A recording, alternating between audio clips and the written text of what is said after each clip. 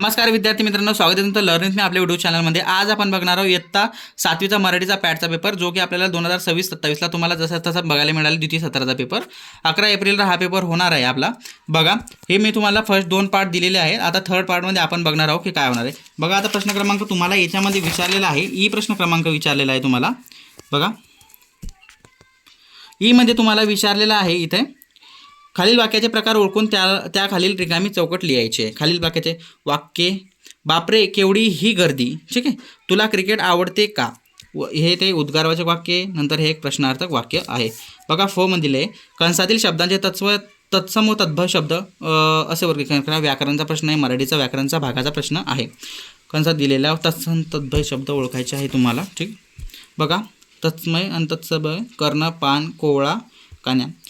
अधोरेखित शब्दांची विभक्ती ओळखा। आम्ही पुण्याहून मुंबईला रेल्वेने गेलो। कुठून गेले, पुण्याहून, उन्हून म्हणजे पंचमी विभक्ती आहे, ठीक आहे।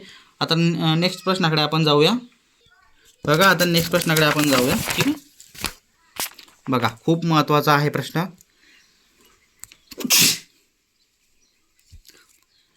प्रश्न क्रमांक 7, खालील दिलेल्या प्रसंगाच्या आधारे संवाद तयार करून लिहा। रेश्मा तिच्या आजीला मोबाईलविषयी समजून सांगत आहे, तेव्हा त्या दोघांमध्ये काय संवाद झाला हे तुम्हाला लिहायचं आहे। खूप महत्त्वाचा प्रश्न आहे, जसा जसा तुम्हाला 5 मार्क्ससाठी विचारला जाईल। बघा, संवाद रेश्मामध्ये, रेश्मा आई आणि आजी, रेश्मा आजी हा माझा मोबाईल बघ। आजीमध्ये अरे बापरे, यात काय काय करता येतं। तर रेश्मा म्हणते यात फोन करता येतो, मेसेज पाठवता येतो आणि फोटो काढता येतो आणि गेम खेळता येतो। तर आजी म्हणते बरं मग मला एक सुंदर फोटो काढून दे। रेश्मामध्ये हो आजी, हा बघ कॅमेरात, यात आपण फोटो काढू शकतो। आजी हो ग रेश्मा, किती छान फोटो आलाय। रेश्मा आजी मोबाईल खूप उपयोगी आहे, जास्त वापर नाही केला पाहिजे। बघा विद्यार्थी मित्रांनो, हे तुम्हाला असं लिहायचं। बघा, आता नेक्स्ट प्रश्नामध्ये आपण जाऊया। नेक्स्ट प्रश्न पण 5 मार्कासाठी, हे सगळे 5 गुणांसाठी तुम्हाला प्रश्न बघायला मिळणार आहेत। बघा, खालील कोणत्याही एका विषयावर तुम्हाला कल्पना करून तुमच्या शब्दात लिहायची आहे। झाड बोलू लागले तर, मी रोबोट झालो तर, मी मुख्यतः जर तरचे प्रश्न आहे। मी रोबोट झालो तर हा विषय आपण चूज करूया। मी रोबोट झालो तर, मी रोबोट झालो तर, मी रोबोट झालो तर माणसांना मदत करणार चांगला रोबोट बनेल। मी सर्वांना मदत करेल आणि एक सुंदर विश्व निर्माण करण्यासाठी सज्ज राहील। मी समाजसेवा करेल जेणेकरून गरीब, दीन, दुबळ्या लोकांना मदतीचा हात मिळेल।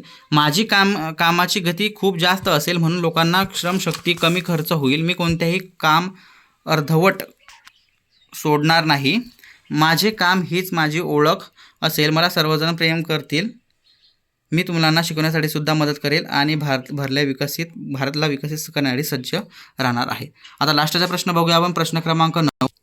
तर जाऊया प्रश्न क्रमांक 9 बघूया आपण। लास्टचा प्रश्न आहे 5 मार्कासाठी, इथं तुमचा पेपर समाप्त होणार आहे।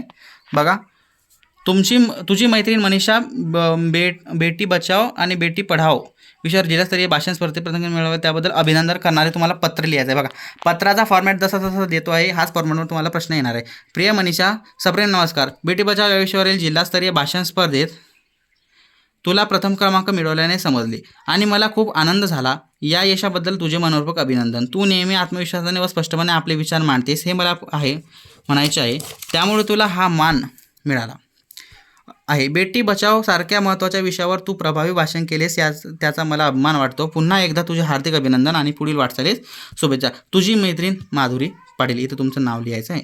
बघा, आजसाठी इथंच थांबूया विद्यार्थी मित्रांनो। व्हिडिओ आवडला असेल तर लाईक करा, चॅनलला सबस्क्राईब करा। भेटूया नेक्स्ट व्हिडिओमध्ये। Thank you for watching this video.